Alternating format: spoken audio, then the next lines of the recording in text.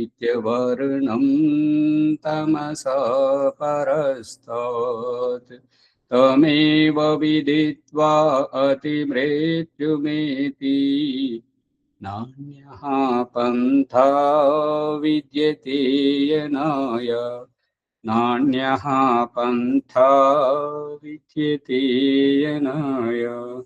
ఓం శాంతి శాంతి ఓం.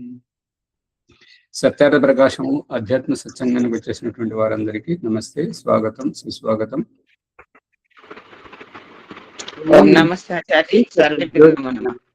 నమస్తే. మాట మంచిగా వినపడుతుందా? కట్ కట్ అవుతున్నట్టుగా వినపడుతుందా? మంచిగా వినపడుతుందా? స్పష్టంగా వినిపిస్తుంది స్వామి.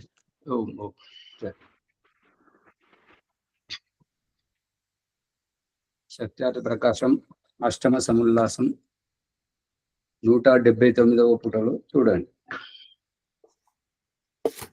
ప్రభాకర్ గారు, అజ అంటే మేక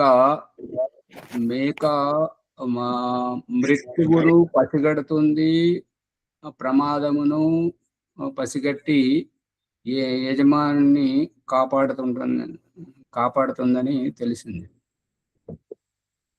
అదేంటంటే ఏదైనా గొయ్యి కానీ బావి కానీ ఏదైనా గుంత తవ్వి దాని మీద కర్రలు చెత్త వేసి మట్టి కప్పేస్తే అక్కడ నిలబనివ్వదు.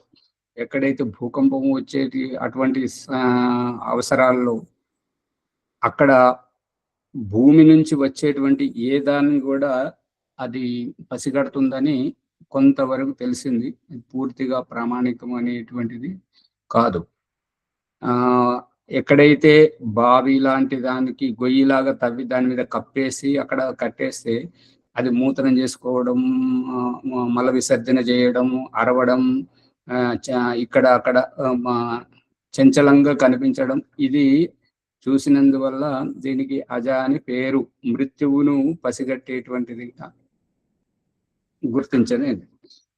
ఇక శాస్త్రీయంగా ఇప్పుడు మనం తెలుసుకున్నటువంటి భాషలో దాన్ని ఇంకా ప్రమాణీకరించాలంటే అది ఇంకా అబోధ అవస్థలోనే ఉంది, తెలియదు. ధన్యవాదాలు.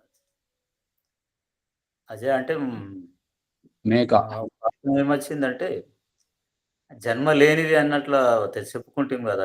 అదే అంటే మృత్యువు లేదు అని అంటే ఎప్పటికీ మృత్యువు నుంచి భయపడుతుంది, మృత్యువు నుంచి కాపాడుతుంది అని అంటే ఎప్పటికీ తాను ఉండాలనే కదా ప్రయత్నం కదా. అయితే నేనేమనుకున్నంటే మరి అది మోక్షానికి వెళ్తుందా ఏమని, మృత్యువు లేకుండా అనేక జన్మ మోక్షానికే వెళ్తుందా అని అట్లా అర్థం వచ్చేటట్లుగా. ప్రకృతి యొక్క స్వరూపం ఇది. కృష్ణారెడ్డి గారి పుస్తకము, ప్రతినిధి సభ విఠలరావు గారు ముద్రించినటువంటి సత్యార్థ ప్రకాశం ఎవరెవరి దగ్గర ఉంది? దీని అర్థం చూడండి, వ్యత్యాసం కనిపిస్తుంటది. ప్రకృతి యొక్క స్వరూపం, జీవేశ్వరుల లక్షణములు ఈశ్వర విషయమున చెప్పితిమి, ఇప్పుడు ప్రకృతి లక్షణము చెప్పుచున్నాము. సత్వ రజస్తమసాం సామ్యావస్థా ప్రకృతి, ప్రకృతిర్మహాన్ అహంకారో అహంకారాత్ పంచతన్మాత్రాన్యుభయమింద్రియం పంచతన్మాత్రేభ్య స్థూలభూతాని పురుష ఇతి 25 సాంఖ్య దర్శనము 1వ అధ్యాయము 61వ సూత్రం. సత్వము అంటే శుద్ధము, రజః అంటే మధ్యమము, తమః అంటే జాఢ్యము, జడత. 3 వస్తువులు కలిసిన సంఘాతము ప్రకృతి అనబడును. దాని నుండి మహతత్వము అంటే బుద్ధితత్వము, దాని నుండి బుద్ధితత్వం నుండి అహంకారం నుండి పంచతన్మాత్రలు, సూక్ష్మభూతములు, స్థూలభూతములు. 10 ఇంద్రియములు, జ్ఞానేంద్రియములు, కర్మేంద్రియములు. 11వది మనస్సు. 5 తన్మాత్రల నుండి పంచ పృథివ్యాది భూతములు అంటే మనకు కనబడేటువంటి స్థూల భూతములు. అను 24 తత్వములు. 25వ పురుషుడు. పురుషుడు జీవుడు పరమేశ్వరుడు.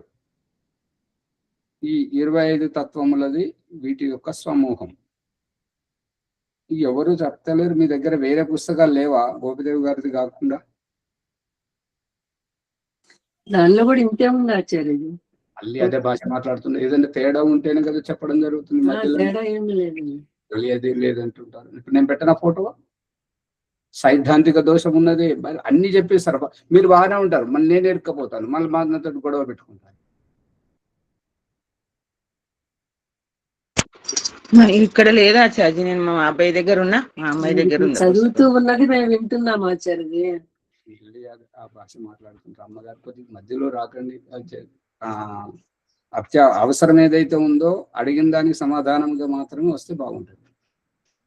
నేను దాంట్లో ఉన్నది ఏంటంటే జీవాత్మ లేదా పరమాత్మ అని ఉన్నది. హిందీలో వా అనే పదం, వా అనే పదము ప్రాసంగికంగా మరియు అనేది తెలుగులో అనువాదం కావాలి. గోపిదేవి గారు మరియు అనే పదము కూడా పెట్టకుండా నేరుగా జీవుడు పరమేశ్వరుడు అని పెట్టాడు. ఇది చాలా వరకు బాగుంది. ఇది బాగుంది. దయానంద సరస్వతి జీవుడు మరియు పరమాత్మ అనేది 2 పెట్టాడు, అది బాగుంది.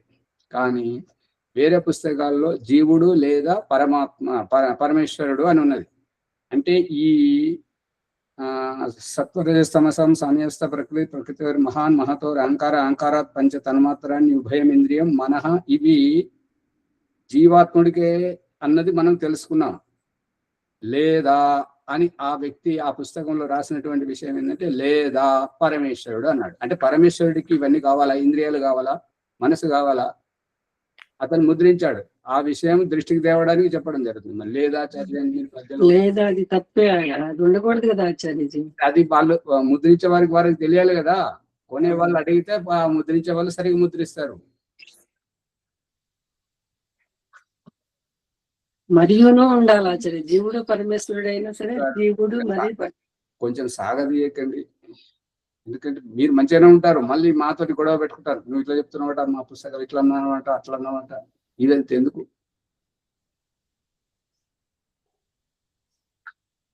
ఆచార్య ఇప్పుడు ఉన్నది తప్పు తెలుసుకుంటున్నాం ఆచార్యజీ. వాళ్ళతోటి మనకేంటి సంబంధం?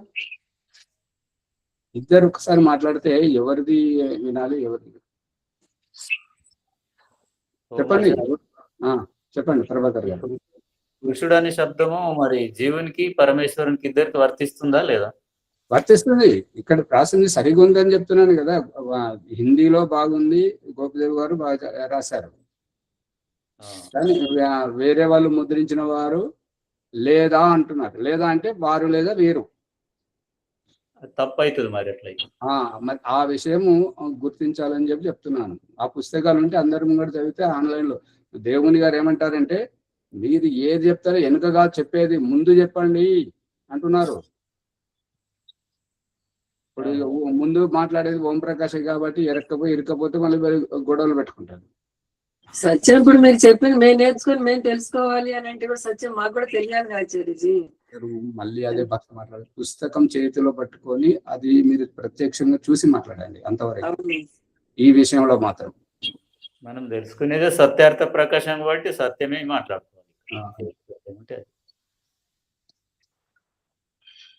తప్పును ఖండించాల్సిందే ఆచార్య, దాంట్లో ఏం లేదు. మళ్ళీ నేను చేసేది అదే ప్రయత్నం చేస్తున్నాను. కాకపోతే మరి మైక్ బంద్ చేయండి. ఆచార్య ఓం. ఇక్కడ లేదా అనకుండా మరియు అని ఉండాలా?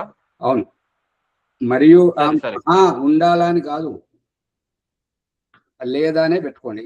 లేదాని పెట్టుకుంటే ఈ ఇంద్రియాలు జీవాత్మకు అవసరం, పరమాత్మకు అవసరమా, మనస్సు ఎవరికి అవసరం, ఇది ఆలోచిస్తే అది తెలిసిపోతుంది. సరే సరే. రాజమణమ్మ గారు పట్టుకుంటున్నారా? సూర్యప్రకాష్ గారు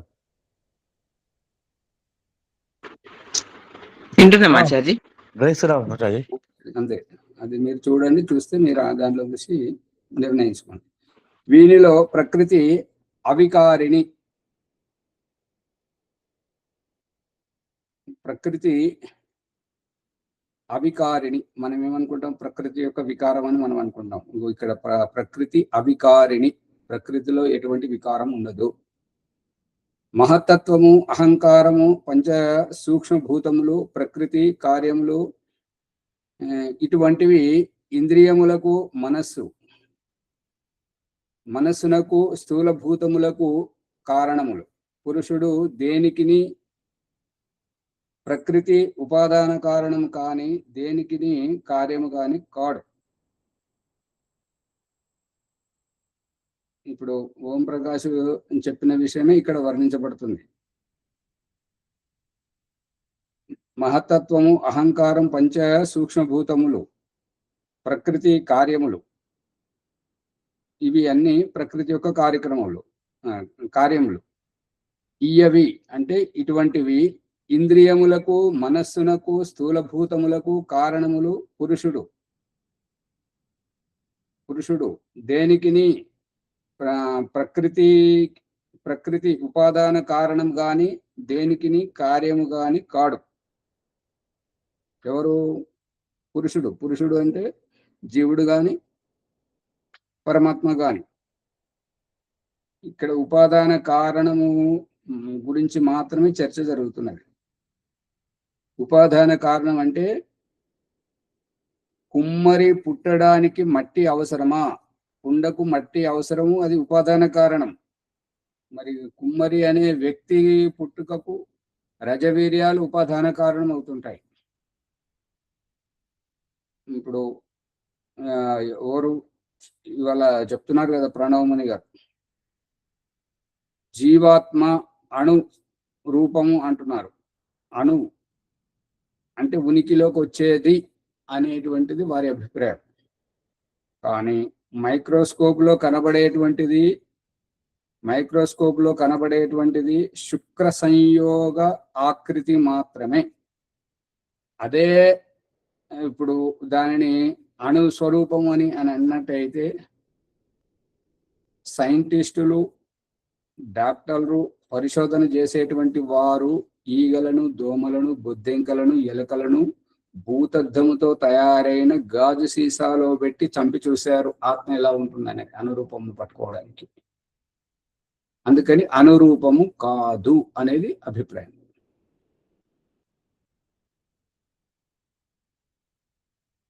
అనురూపము అనేది నిరాకారం, సూక్ష్మం, నిరాకారం. ప్రశ్న: సదేవ సౌమ్య ఇదమగ్ర ఆసీత్ ఛాందోగ్యోపనిషత్తు. అసద్వా ఇదమగ్ర ఆసీత్ తైత్తరీయోపనిషత్తు. ఆత్మా వా ఇదమగ్ర ఆసీత్ విరేదరణ్యకోపనిషత్తు. బ్రహ్మా వా ఇదమగ్ర ఆసీత్ శతపథ బ్రాహ్మణం. ఓ శ్వేతకేతు, ఈ జగత్తు సృష్టికి పూర్వము సత్తు, అసత్తు, ఆత్మ, బ్రహ్మరూపమున ఉండెను. పిమ్మట తద్ ఐక్షత బహు శ్యాం ప్రజా ఏయేతి. ఛాందోగ్యోపనిషత్తు. ఓ శ్వేతకేతు పేరు. శ్వేతకేతువును సంబోధించి చెప్తున్నాడు ఏంటంటే, ఈ జగత్తు సృష్టికి పూర్వము సత్తు అంటే సత్యం, అసత్తు అసత్యము, ఆత్మ, బ్రహ్మ రూపమున ఉండేను. అంటే బ్రహ్మ లేడు అనేది అభిప్రాయం. బ్రహ్మ రూపమున అంటే వీధి నాటకాలు వేసేవారు ఆ పాత్రధారుని వేషములో ఉండేను, ఆ రూపమున ఉండేను.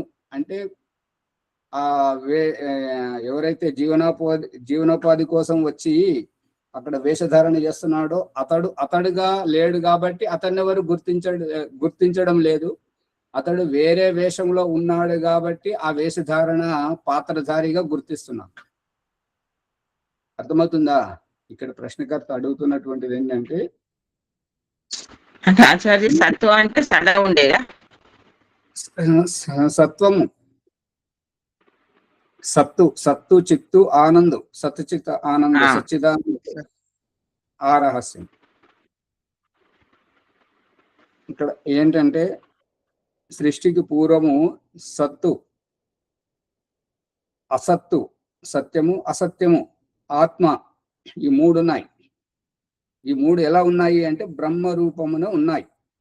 అంటే ఈ మూడింటికి ఉనికి ఉంది కానీ బ్రహ్మకు ఉనికి లేదు అనేది ప్రశ్నకర్త యొక్క అభిప్రాయం. పిమ్మట ఆత్మ అంటే పిమ్మట తత్ ఐక్షత, ఆ స్వరూపం చూసింది ఏంటంటే బహుశ్యాం ప్రజా ఏతి, నేను ఒక్కనే ఉన్నాను, సంతానమును కని అనేకమైపోవుదును గాక అని ఆలోచించాడు. సో అకామయత బహుశ్యాం ప్రజా ఏతి, తైత్రేయ ఉపనిషత్తు బ్రహ్మానందవల్లి.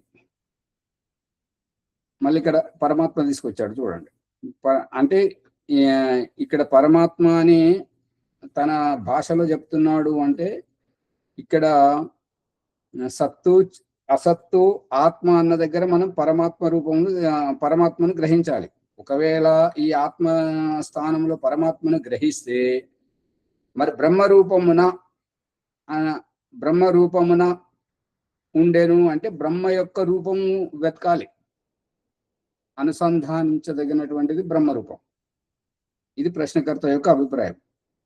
ఆ పరమాత్మయే తన కోరిక వలన బహురూపుడయ్యను.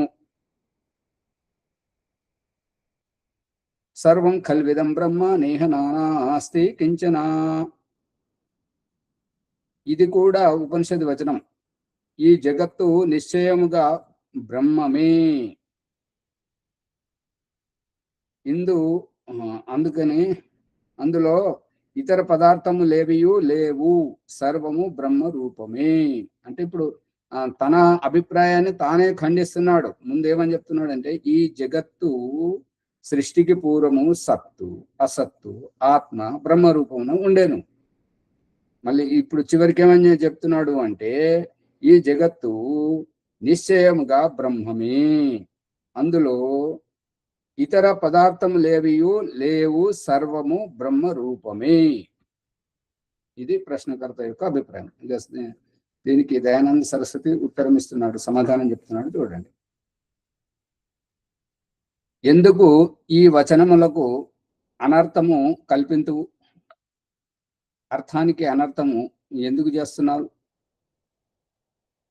ఆ ఉపనిషత్తులలోనే ఏకమేవ ఖలు సౌమ్య అన్నేన శృంగేన ఆపో మూలమన్విచ్చ అద్భి సౌమ్య శృంగేన తేజో మూలమన్విచ్చ తేజసా సౌమ్య శృంగేన సన్మూలమన్విచ్చ సన్మూలా సౌమ్యే మహ సర్వా ప్రజా సదా ఆయతనా సత్ప్రతిష్ఠా. ఛాందోగ్యోపనిషత్తు. ఓ శ్వేతకేతు, అన్న రూపమగు పృథివీ కార్యము వలన జలరూప మూల కారణమును నీవెరుగుము, నువ్వు తెలుసుకో. కార్యరూప జలము వలన తేజోరూప మూలమును, మరియు తేజం అంటే అగ్ని, మరియు తేజోరూప కార్యము వలన సద్రూప కారణమును అంటే ప్రకృతిని నీవు ఎరుగుము. అంటే ఇక్కడ కనిపిస్తున్నటువంటి రహస్యం ఏంటంటే సత్తు అని ప్రశ్నకర్త ఏదైతే వ్యాఖ్యానించాడో ఆ సత్తు యొక్క వ్యాఖ్యానం ఇక్కడ దయానంద సరస్వతి చేస్తున్నాడు. ఏమనంటే అన్న రూపముకు పృథివీ కార్యం అంటే పృథివీ ద్వారా ఉత్పన్నమైనటువంటిది అన్నము. ఆ అన్నము వలన జలరూప మూల కారణమును నీవెరుగు. అన్న రూపముకు పృథివీ కార్యము వలన జలరూప మూల కారణం అంటే దీని అభిప్రాయం ఏంటంటే కనబడుతున్నటువంటిది అన్నము కాదు, కనబడని అన్న రసము జల రూపంలో ఉంది, తరళ రూపంలో ఉంది, కాబట్టి దాన్ని కారణముగా తెలుసుకో. కార్యరూప జలము వలన తేజోరూప మూలమును అంటే ఈ యొక్క కార్యరూపం ఆ రసతత్వము నుంచి ఈ యొక్క ఆ రసతత్వమే దాన్ని ఏమంటారు, తడిపి తడిపి ఉబ్బింపజేసి మొలకెత్తింపజేసేదాన్ని, పొట్ట పగలగొట్టుకొని మొలకెత్తేటువంటి దానికి కారణం సూర్యరశ్మి. కాబట్టి ఇక్కడ చెప్పబడుతుంది అంటే జలము వలన తేజోరూప మూలమును మరియు తేజోరూప కార్యము వలన సద్రూపం. సత్తు ఇక్కడ అవుతుంది. ఇప్పుడు ఆ ప్రశ్నకర్త ఏమంటున్నాడంటే ఈ జగత్తు నిశ్చయముగా బ్రహ్మమే, అందు ఇతర పదార్థము లేవు, సర్వము బ్రహ్మరూపమే అంటున్నాడు. దానికి సమాధానం దయానంద సరస్వతి ఏమని చెప్తున్నాడంటే, నువ్వు ఏదైతే సత్తు అంటున్నావో అన్నరూపమగు పృథివీ కార్యము వలన జలరూప మూల కారణమును నువ్వు తెలుసుకో. కార్యరూప జలము వలన తేజోరూప మూలమును మరియు తేజోరూప కార్యము వలన సద్రూప కారణమును అంటే ప్రకృతిని నీవు తెలుసుకో, ఎరుగుము, తెలుసుకో. అర్థమవుతుందా? ఈ సత్యస్వరూపమగు ప్రకృతియే సర్వ జగత్తునకు మూల గృహము, స్థితి స్థానము, ఆధారము. ఈ సర్వ జగత్తు సృష్టికి పూర్వమున అసత్తునకు సదృశమై ఉన్నది. ఈ సర్వ జగత్తు సృష్టికి పూర్వమున అసత్తునకు సదృశమై ఉన్నది. అంటే ఇక్కడ మనం ఏమని తెలుసుకున్నాం అంటే, ప్రశ్నకర్త యొక్క అభిప్రాయం సత్తు అన్నదానికి దయానంద సరస్వతి సమాధానం చెప్పాడు. అసత్ ఏమిటి అంటే, అసత్తు అంటే అసత్యము కాదు, ప్రకృతి, మూల ప్రకృతి అని అంటే ఏదైతే వికారములు వదలలేకుండా ఉంటుంటదో, వికారములు వదలలేనటువంటి మూల ప్రకృతిని ఇక్కడ అసత్వం అంటున్నారు. అసత్వం అని ఎందుకు అంటున్నాడు అంటే, కళ్ళకు కట్టినట్టుగా ప్రత్యక్షముగా కనిపించడం లేదు కాబట్టి అసత్వం అంటున్నాడు. అంతేగాని మనము ఏదైతే లోక వ్యావహారికముగా ఇది సత్యము ఇది అసత్యం అని ఎట్లయితే మాట్లాడుతుంటామో ఆ అసత్యం కాదు ఇది అనేది అభిప్రాయం. పట్టుకుంటున్నారా? అది కాదు ఇది అని దయానంద సరస్వతి చెప్తున్నాడు కదా, ఆ అసత్తు ఇప్పుడు ప్రశ్నకర్త ఏదైతే సత్తు అసత్తు అని చెప్తున్నాడు కదా, దానికి ఓం ప్రకాష్ చెప్పినటువంటిది ఏంటంటే, సత్యము అసత్యము అని ఏదైతే చెప్పాడో ఆ అసత్యము కాదు అనేది అభిప్రాయం.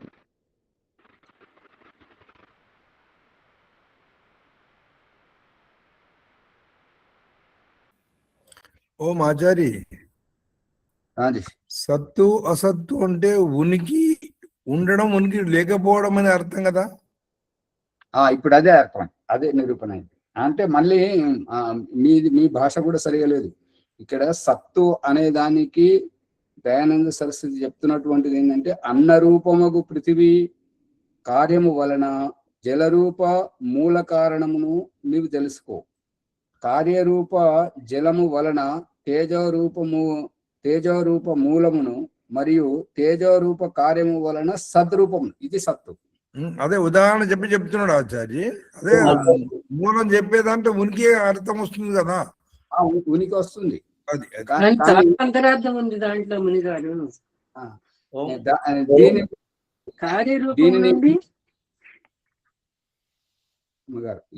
మునిగారు ఇక్కడ ప్రశ్నకర్త తాను ఏదైతే ఈ యొక్క ఉపనిషత్ వచనాలు చెప్పి వ్యాఖ్యానించి సత్తు అసత్తు అని ఏదైతే చెప్పాడో దానిని చివరికి ఈ జగత్తు నిశ్చయముగా బ్రహ్మమే, అందు ఇతర పదార్థము లేవు, సర్వము బ్రహ్మరూపమే అని ఖండించాడు. తన అభిప్రాయం తానే ఖండించాడు. లేదు అది మీరు చెప్పింది అభిప్రాయం తప్పున్నది అని చెప్పేసి దయానంద సరస్వతి విప్పి వ్యాఖ్యానం చేసి మరీ చెప్తున్నాడు. ఇది అభిప్రాయం. ఓం ఆచార్యజీ, ఇప్పుడు సత్తా అనే దానికి బలము శక్తి అని కూడా ఒక అర్థం వస్తుంది కదా. అంటే అదే కాకపోతే భూతములతో కూడినటువంటి సత్వము అంటే అన్నం యొక్క మూలం సత్వము. అదే మనకు ఊర్జ, అదే మనకు శక్తి, అదే మనకు బలం. అది ఎలా తయారవుతుంది అని అంటే ఈ పృథివీ యొక్క వికారం, కనబడే రూపం, మరి జలము యొక్క మూలం తరళ తత్వం, అగ్ని యొక్క రూపం తేజస్సు, శక్తి, ఊర్జ, వీటన్నింటి యొక్క మూల స్వరూపం సత్రూపం అని చెప్పి చెప్తున్నాడు. బీజ రూపం నుండి మనం కనపడే కార్యరూపాన్ని చూడటం అనేది సత్ అనేది కదా ఆచార్య. అమ్మగారు ఎక్కడున్నారు?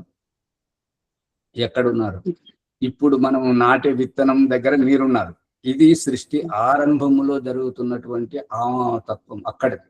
అక్కడ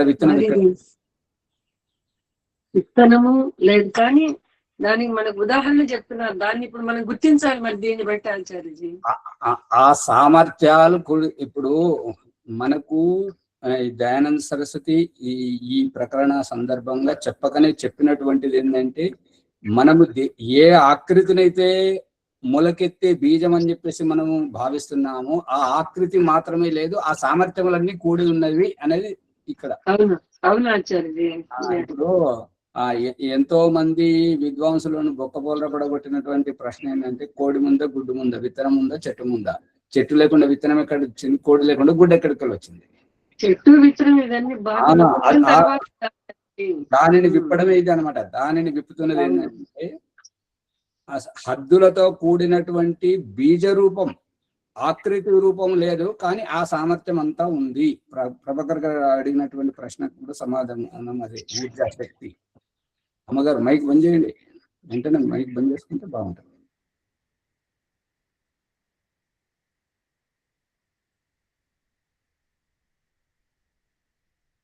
ఈ సత్యస్వరూపమగు ప్రకృతియే సర్వ జగత్తునకు మూల గృహము అంటే మూలాధారము, బేస్, స్థితి స్థానము. ఈ సర్వ జగత్తు సృష్టికి పూర్వమున అసత్తునకు సదృశమై ఉన్నది. అంటే ప్రకృతి ఎక్కడున్నది?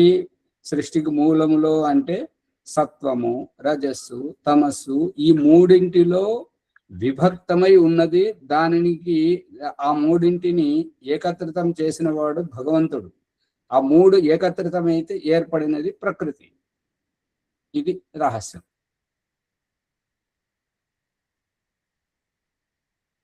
ఇదే సాంఖ్య దర్శనకారుడు చెప్తున్నాడు. ఇదే దయానంద సరస్వతి సాంఖ్య దర్శనకారుని అభిప్రాయమే చెప్తున్నాడు. దానిని ఓం ప్రకాష్ చెప్తున్నాడు.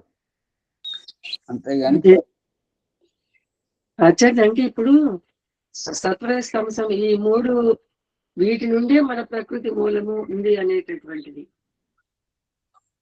సత్వము, రజస్సు, తమస్సు దీంట్లోనే కదా ఆచార్యజీ. అమ్మగారు కొంచెం ఓపిక పెట్టండి. సత్వము ఒకటి, రజస్సు 2, తమస్సు 3. ఈ 3 కలిసి బహువచనంలోకి వచ్చినాయి. ఆ షష్ఠి విభక్తి, షష్ఠి సంబంధం కలిపి చెప్తున్నాడు అనమాట. సత్వ రజస్ తమసాం సాం సాం, షష్ఠి విభక్తి బహువచనం. ఈ మూడింటి యొక్క సామ్యావస్థ, కలయిక, సంఘటనము, కూటమి, కూడలి, ఈ మూడింటి యొక్క కూడలి, ఈ సమూహం యొక్క కూడలి, దానిని ప్రకృతి అంటారు. ఇది ఇక్కడ ఉన్నది. ఇక ఇప్పుడు చెప్పండి. అంటే ప్రకృతి పరమేశ్వరుని యొక్క సామర్థ్యం ఈ ప్రకృతిలో ఈ విధంగా ఎన్నిసార్లు చెప్పుకున్నాం, మంత్ర ప్రకరణ పూర్వకంగా కూడా చెప్పుకున్నాం. సూర్యుడు అస్తమించే స్థితి, సూర్యుడు అస్తమించేటువంటి సాయంకాలం, మైక్ బంద్ చేయండి. సూర్యుడు అస్తమించేటువంటి స్థితిలో సూర్యునిలో ఉన్నటువంటి పరమేశ్వరుడు భూమికి వెనక భాగమున పయనించడానికి ఆరంభిస్తున్నప్పుడు సాయంకాల సమయం అవుతుంటది. సూర్యుడు అస్తమించిన తర్వాత మనకు చీకటిగా ఉంటుంటది. ఆ చీకటి అయ్యేలోపే జీవనాధారం గురించి, బ్రతుకుదెరువు గురించి దూరం వెళ్ళినటువంటి ప్రాణి జాతులన్నీ తమ గూటికి చేరుకున్నటువంటి వాటిని ఎక్కడికక్కడ సొమ్మసిల్లి నిద్రిస్తున్నటువంటి వాటి స్థితిని చూసి ద్రవించినటువంటి పరమేశ్వరుడు ఇవి ఈ రకంగా పడి ఉంటే, సొమ్మసిల్లి పడి ఉంటే ఇవి వాటి ఉద్ధారం ఎలా చేసుకోగలవు, ఎలా ఉద్ధరించబడగలవు? మరి ఈ రహస్యం తెలిసినటువంటి నేను వారికి వారు ఏమీ చేసుకోలేరు. మరి తెలిసినటువంటి నేను ఉండి కూడా ఏమి చేయలేకపోతే నా వల్ల ఏం ప్రయోజనం? అందుకని నేను ఏమైనా చెయ్యాలి అని అన్నప్పుడు తాను మాయాస్వరూపుడు కాబట్టి ఎన్ని రకాలుగా ఏమి చేసినా దేహధారి అయినటువంటి స్థూల బుద్ధి కలిగినటువంటి ఆ జీవరాశులు పరమేశ్వరుని ఉనికిని గ్రహించలేకుండా ఉన్నాయి.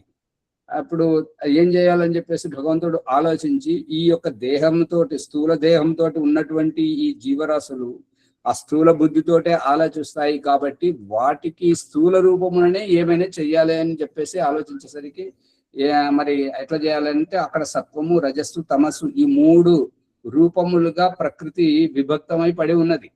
ఆ 3 రూపాలను ఒక దగ్గర చేర్చగానే ప్రకృతి తయారైంది. ఆ ప్రకృతి తన వికారాలను ఏవైతే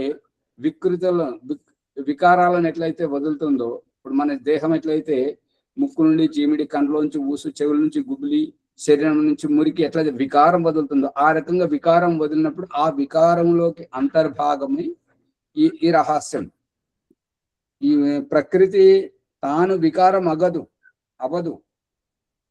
ప్రకృతి తాను వికృతి చెందదు, వికారాలను వదులుతుంటది. కాబట్టి ఆ రకంగా వచ్చినటువంటి దానికి అర్థమవుతుంది అమ్మగారు? అర్థమవుతుంది ఆచార్యజీ. ఇప్పుడు మీ ప్రశ్న ఏంటి? ఇప్పుడు అడగండి.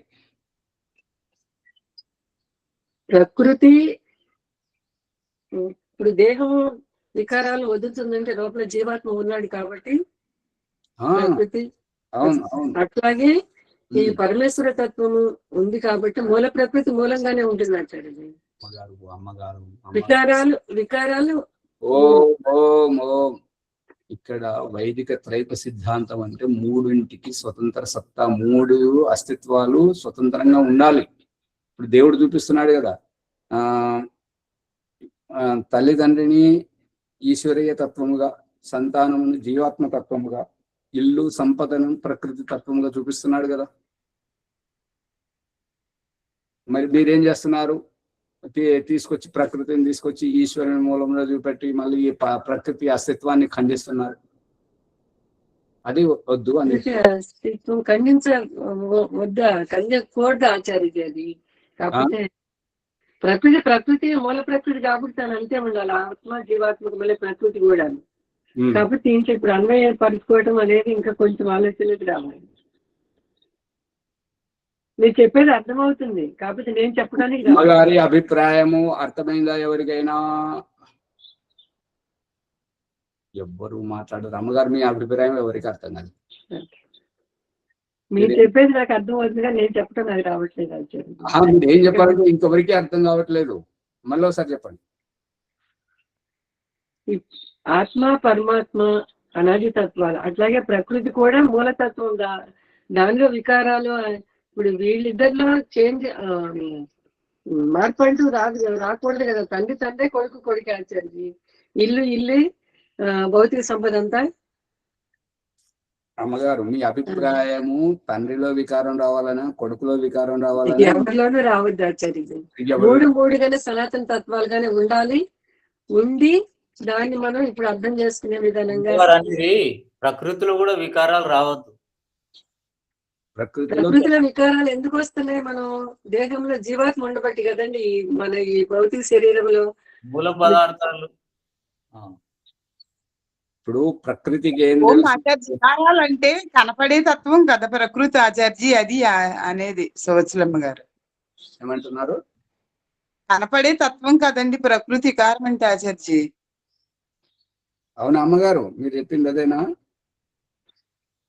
కనపడే అవును, మూల ప్రకృతేనండి ఈ శరీరం. ఎందుకంటే అవునండి అంటారు, తెలియదు అంటారు.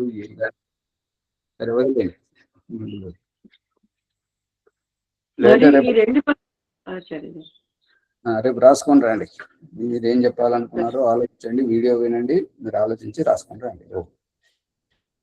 ఈ సర్వ జగత్తు సృష్టికి పూర్వమున అసత్తునకు సదృశమై ఉన్నది.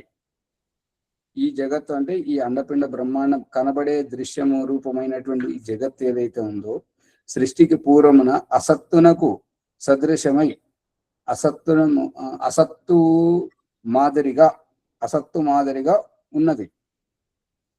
జీవులు బ్రహ్మము ప్రకృతి అను ఈ మూడింటి అందును లీనమై ఉండెను.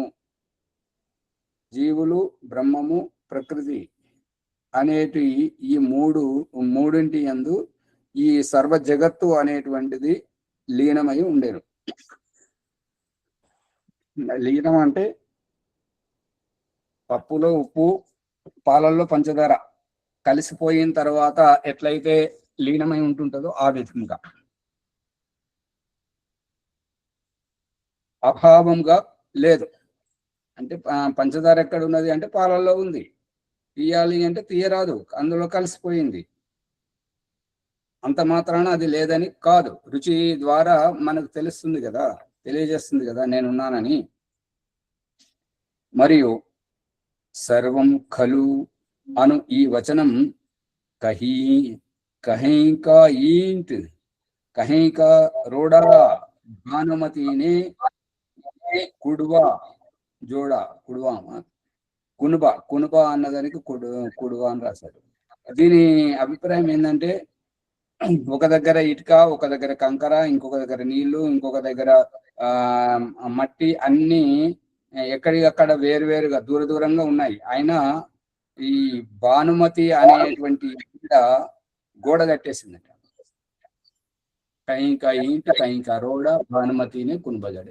ప్రభాకర్ గారు కుయ్యి అంటున్నది కదా, బంద్ చేస్తారు మైకు.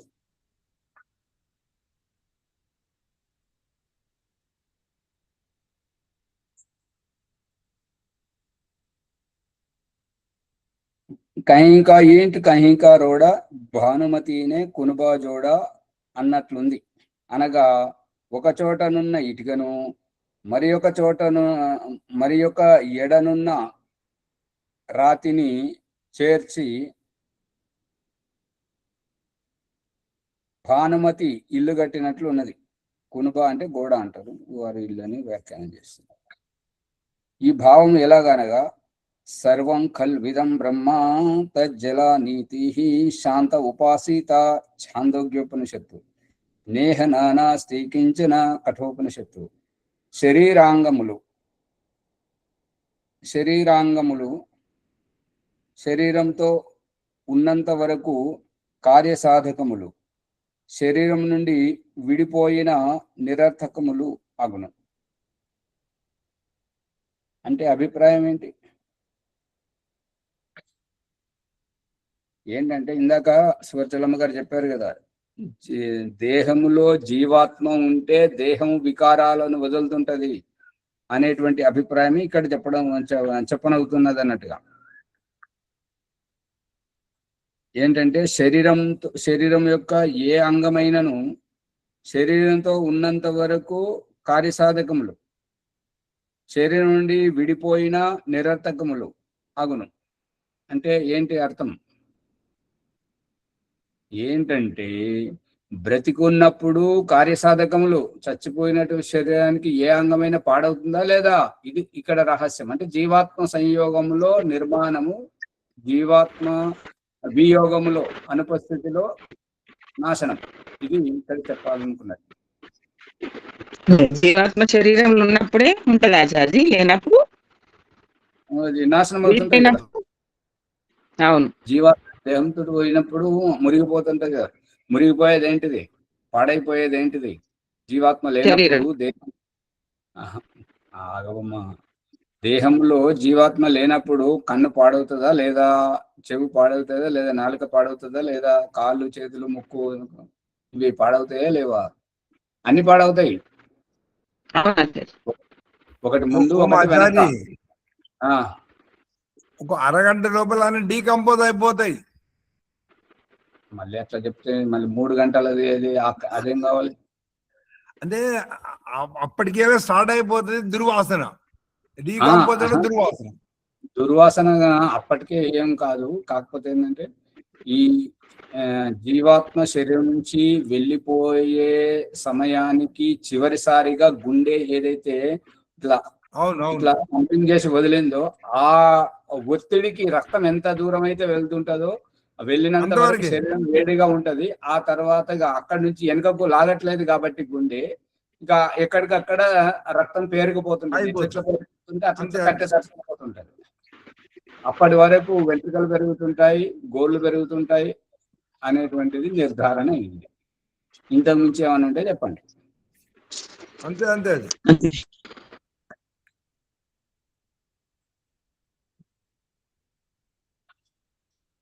సమయం నాస్తి.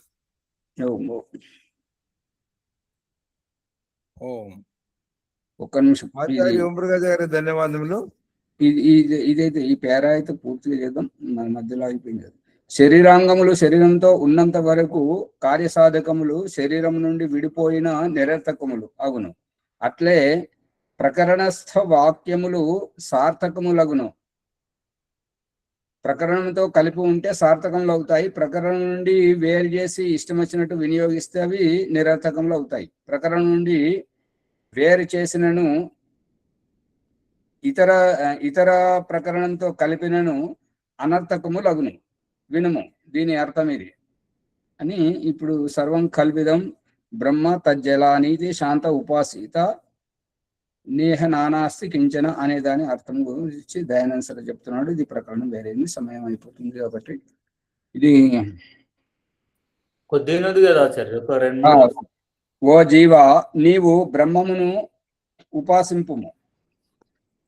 ఆ బ్రహ్మము వలన జగదుత్పత్తి స్థితి జీవనము కలుగుతున్నది. బ్రహ్మముచే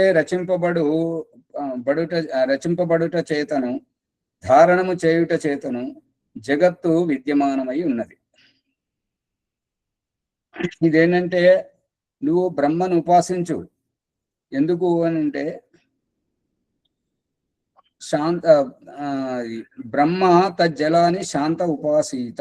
నువ్వు పరమేశ్వరుని శాంత మనస్సుతోటి ఉపాసించు. ఎందుకు అంటే జగత్ ఉత్పత్తి స్థితి జీవనం కలుగుతున్నది. బ్రహ్మ వలన జగత్తు యొక్క ఉత్పత్తి స్థితి జీవనం కలుగుతున్నది కాబట్టి ఉపాసన చెయ్యి. బ్రహ్మము చే రచింపబడుట చేతను ధారణము చేయుట చేతను అంటే బ్రహ్మము ఒక వస్తువును తయారు చేసి, అంటే ఈ అండపిండ బ్రహ్మాండంలో తయారు చేసి ధారణ చేయుట అంటే దాన్ని నియంత్రిస్తున్నాడు, వశంలో ఉంచుకున్నాడు. జగత్తు విద్యమానమై ఉన్నది, లేక బ్రహ్మతో కూడి సహచరితమై ఉన్నది, సక్రియమై ఉన్నది అనే అభిప్రాయం. అట్టి బ్రహ్మమును వదిలి ఇతరుని ఉపాసింపరాదు. ఈ చేతన రూపము అఖండ ఏకరసమునగు బ్రహ్మమునందు నానా వస్తువుల మేళనము లేదు. కానీ ఇవి అన్నీ వేరు వేరు స్వరూపములతో పరమేశ్వరుని యందే అతని ఆధారమున స్థితములై ఉన్నవి. అంటే ఇప్పుడు ఏ రకంగానైతే కుటుంబానికి యజమాని తండ్రి ఉంటేనే ఆ కుటుంబము ఆ వంశము అనేటువంటిది ఉంటుంటుందో, మూల పురుషుడు లేకపోతే ఆ వంశం ఎట్లయితే నిర్వంశం అవుతుంటుంటుందో, అందుకని ఈ యొక్క అండపిండ బ్రహ్మాండమునకు మూలము పరమేశ్వరుడు ఉన్నాడు. పరమేశ్వరుని ఆధారముననే ఇవన్నీ అండపిండ బ్రహ్మాండములు ఈ వేటి స్థితిలో అవి సక్రియమై ఉన్నవి అనేది అభిప్రాయం. ఓ నమస్తే. ముని గారు ముందుకు తీసుకెళ్ళండి. నమస్తే ఆచార్య. రేపే నమః. మనము జ్ఞానగంగా ఆధ్యాత్మిక విద్య సత్సంగంలో ఉన్నాము. సత్యప్రకాశము అష్టమ సముల్లాసము 181వ పేజీలో ఉన్నాము. పరమాత్ముడి గురించి సృష్టి ఆరంభం లోపల సత్ అంటే ఏంటిది, అసత్ అంటే ఏంటిది, ఆ 2 విషయాలను లోతుగా అర్థం చేపిస్తాడు. తర్వాత ప్రతి వస్తువులోనూ పరమాత్మను ఇమిడి ఉన్నాడు లోపల బయట అని, ఆ పరమాత్మనే మనం ఉపాసించాలి. తర్వాత సత్వం రజస్సు తమస్సు అనేటువంటి మూల పదార్థాలు కంటికి కనబడకుండా ఉండి వికృతి రూపంలో ఉన్నప్పుడు మాత్రమే అందరికీ మనకు కనబడుతున్నాయి అనే విషయాన్ని మనం తెలుసుకున్నాము. ఈ విధంగా సృష్టి రహస్యాన్ని లోతుగా అర్థం చేసుకుంటున్నాము. వారికి ధన్యవాదములు. ఈ ఎపిసోడ్ని లైక్ చేయండి, షేర్ చేయండి, సబ్స్క్రైబ్ చేయండి. పక్కన ఉన్న గంట సింబల్ గట్టిగా నొక్కి మీ యొక్క శంకా సమాధానాలు ఏమైనా ప్రశ్న ఉత్తరాలు ఉంటే వాటిని కామెంట్ రూపంలో రాసి మరీ సమాధానం పొందాలని కోరుచున్నాం. ఈరోజు వైదిక సంతోపాదన భాగ్యలక్ష్మమ్మ గారేనా, ఇంకా వేరేనా ఉన్నారా? శుక్రవారం కదా. రెండో బ్యాచ్ లో ఎవరున్నారు ఈరోజు? ప్రభాకర్ గారు.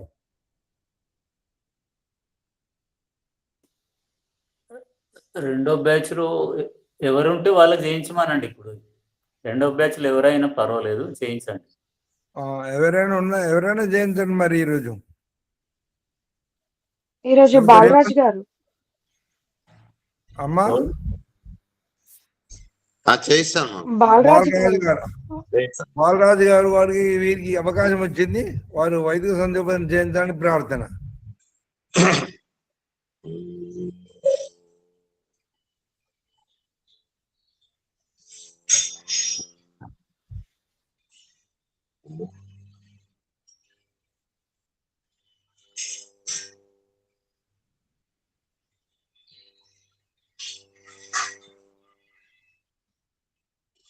ఓం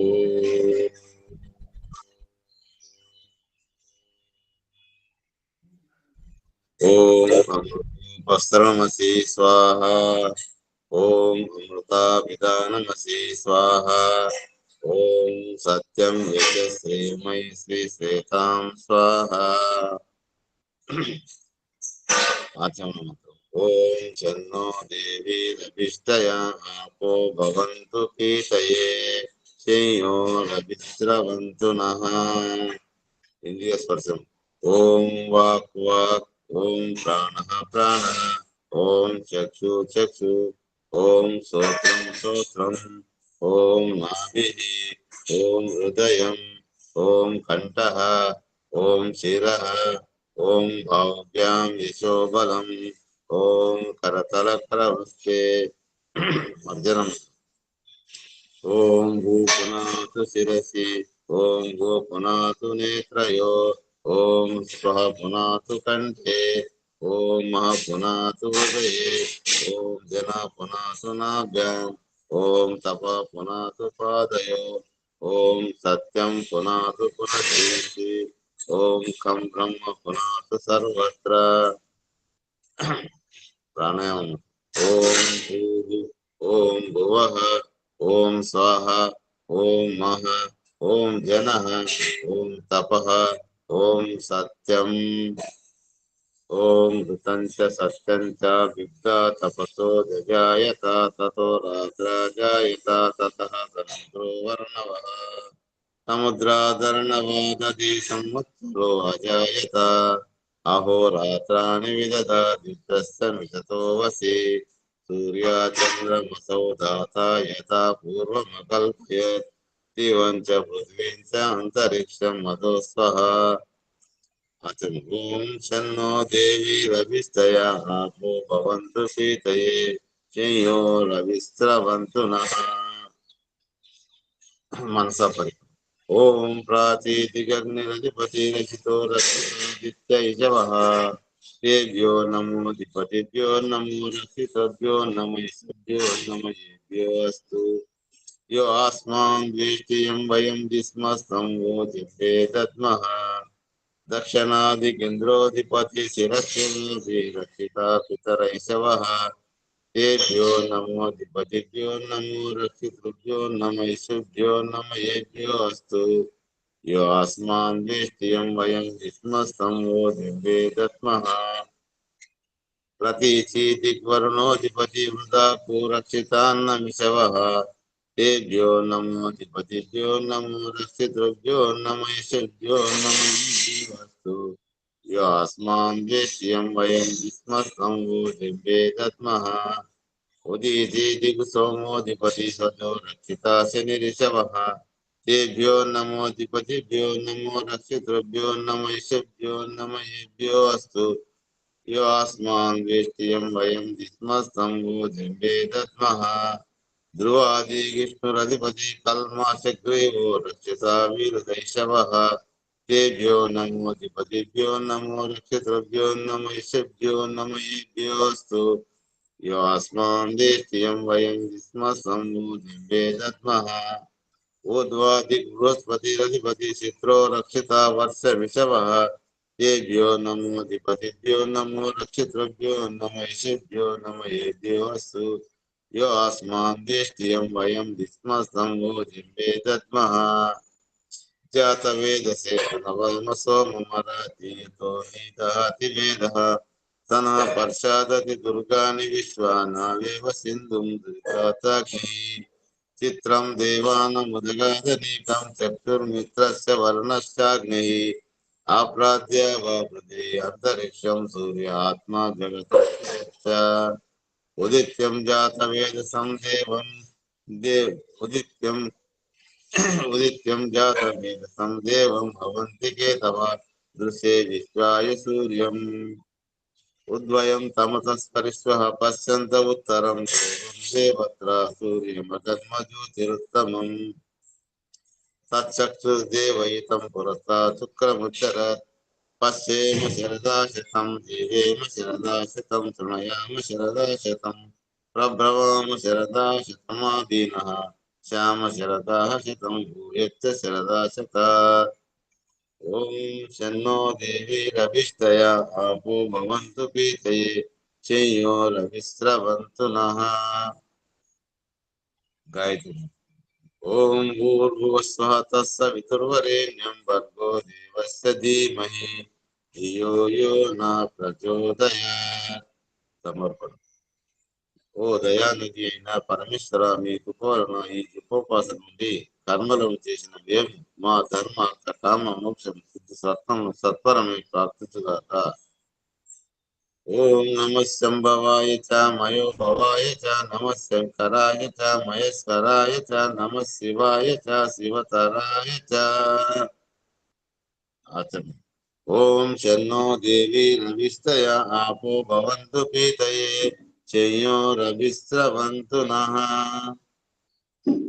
शांति मंत्र ओम जो शांति अंतरिक्षम शांति पृथ्वी शांति रापो शांति औषधि शांति वनस्पति शांति विश्वे देव शांति ब्रह्म शांति सर्वं शांति शांतिरेव शांति साम शांतिरेधि ओम शांति शांति शांति ये अवकाश